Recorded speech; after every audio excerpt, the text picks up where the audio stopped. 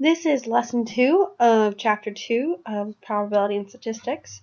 Our topic for today is dot plots and stem plots. Our essential outcome is that you will be able to make a dot plot and a stem plot and describe them using SOCS or SOCS.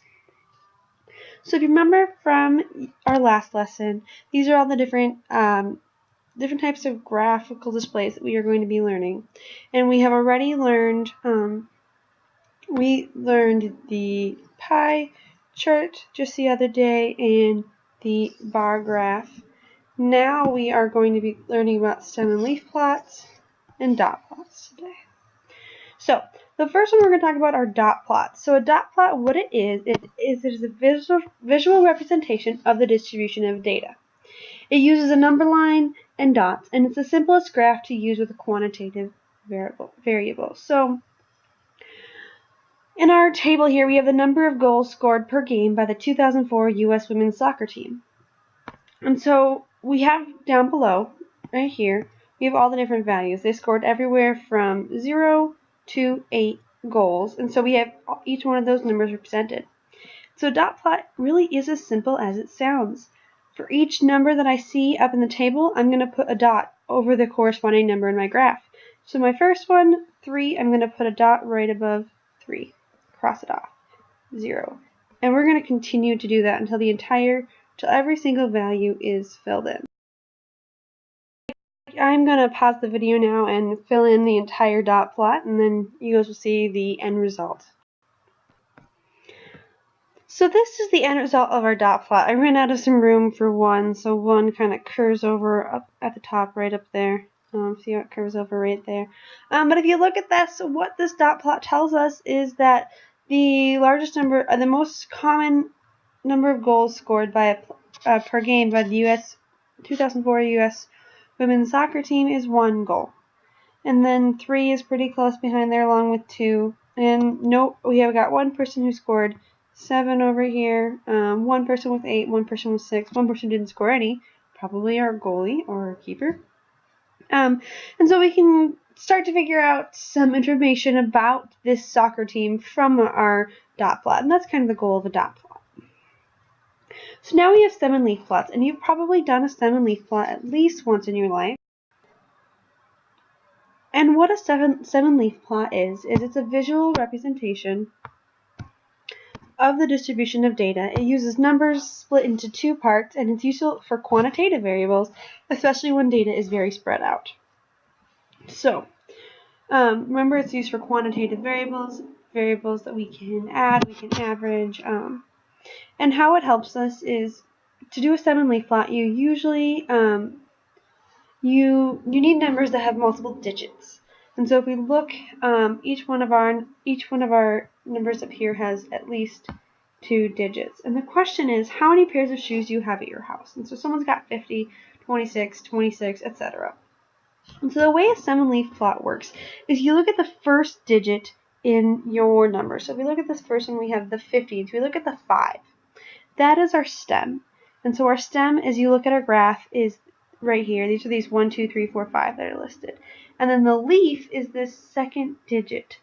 Okay, and that's what we write in our stem and leaf plot. So that you go to the stem, that's that first number in the first digit in your number, so 50, I go to the stem, 5, and then I write the leaf that goes with it, which is 0. Cross it off, I move on to the next one. I have a stem of 2, my leaf is 6, so I put a 6.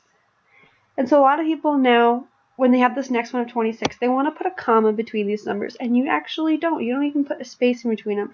You go to the stem of 2, and you write that leaf 6, and there's no space in between those. You just write them just like that. And so we can actually go through and make our stem and leaf plot. Now, sometimes we have ordered or we have unordered stem and leaf plot. Because I'm just putting these in as I go, this is an unordered stem and leaf plot. If I wanted to make this very missed stem and leaf plot, I possibly could. I could go through after I'm done with this and rewrite all the numbers or all the leaves in order from least to greatest, and then that would be an ordered stem and leaf plot. So we go through, we get all of our different data put in. Hopefully I put it all in correctly. So that's our stem and leaf plot. And now what we do is we go over to the key. And the key tells us what the stem and leaf represents. So we pick a number. I'm going to pick this 49 right here, because it's by itself. So you write 4. That was our stem. We put that bar that we put in between the stem and the leaf, and we put 9. And we say that this is the same as 49. So that's our key to tell us how to do this. And if you have the time, usually you take the time to rewrite all these in order from least to greatest. So if I go through, I can move that 9 and put it here at the end. I've got a 1, 8, 4, and 0 here, so 0, 1, 8, 4 would work there. 0, 1, 4, 8, sorry. Up above I have 2, 3, 3, 4, 6, 6. Erase that. Now I have 2, 3, 3, 4, 6, 6. That's in order. But on the bottom one, 0, 0, 1, 7 is what I would need to have. 0, 0, 1, 7. So now I have an ordered 7-leaf plot. All the leaves are in order from least to greatest. So that's how you make a stem and leaf plot. So now we can take a look at some stem and leaf plots. This is a double stem and leaf plot, or a back-to-back stem and leaf plot. And the way that this one works is that there's 2 different pieces of data that we're comparing. We're comparing females and males, and it represents a student who reported having 49 pairs of shoes. So over on the right-hand side, these are the number of shoes that the males have. So this number right here. Well, one guy has 4 pairs of shoes. If you look down here, one guy has 22 pairs of shoes. We got someone with 35 and someone with 38. And now if we look at the female side, this is where sometimes it's a little bit hard to think about it. Remember, the stem is the first number. So if we're going with that, we have 1.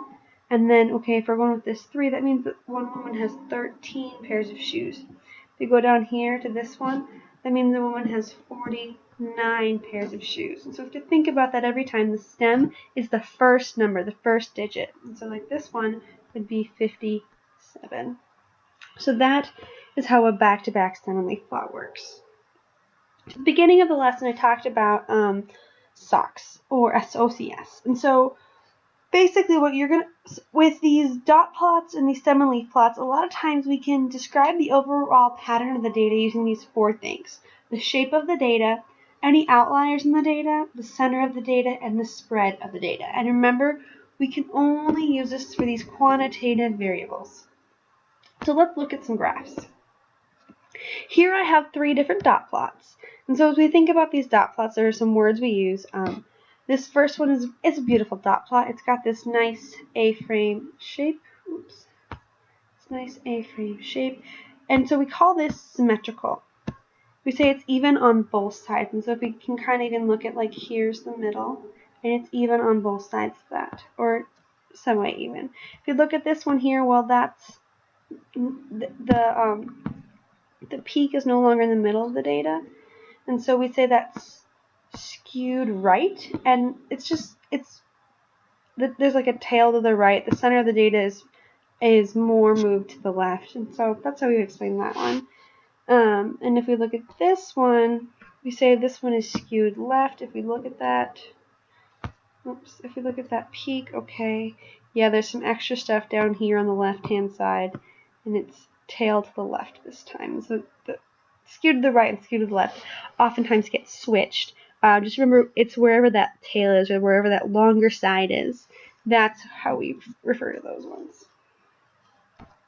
And so we also have something called outliers. And outliers, what they are, they're individual data values that are outside of the pattern. So if you look at this picture up here, we've got this big group of data right here, and then this one's all off by its lonesome. It's an outlier.